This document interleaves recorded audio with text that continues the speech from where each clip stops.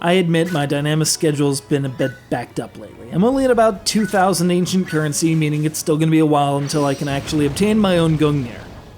So in the interim, Sting have stepped up to the plate to offer me the next best thing. One of their text-loaded, consistently excellent tactical RPGs, which for now will have to take the place of my ne'er-to-be relic weapon. Which is fine by me, because between the awesome art style, quality storyline, and eye-meltingly complex mechanics, Gungnir, well, let's face it, Gungnir made me finally stop playing Pangia for a moment, and that's a hell of a feat.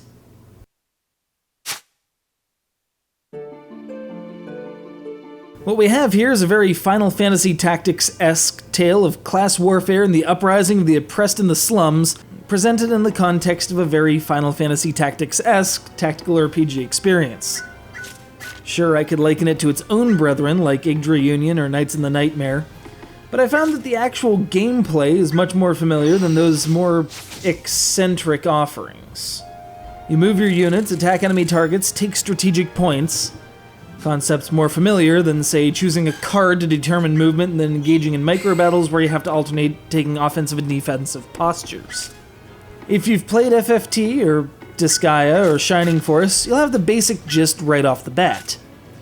What you won't have, though, is an understanding of how combination attacks work, the use of the tactics gauge, what boost effects do, the extensive and arcane timing rules, what the hell a counter number is, item capacities, item refinement, item augmentation, elemental affinities, or most of the 38 different status effects you might get hit with.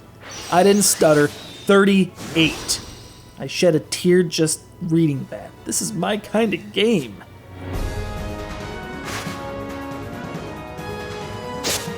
But to boil it down, you're the number 2 of this rebel faction going up against the evil empire. As you do.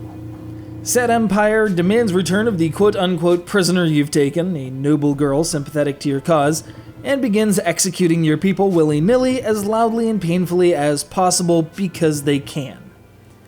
And then you die in battle. Or you would if you didn't have a vision of a bureaucratic Valkyrie and a distressingly ornate spear. Suddenly the spear plunges out of its weird pocket dimension and saves your life, setting in motion the kind of bloody, violent rebellion that makes a smashing game. So dig out your PSP, that's that weird black oblong thing that's probably under a stack of magazines, wadded up Nipchi wrappers, and Indian takeout menus. You can play games on it, remember? Either obtain a physical copy or download it from the PlayStation Network. And if you happen to be selling white shells, well, you know where to find it.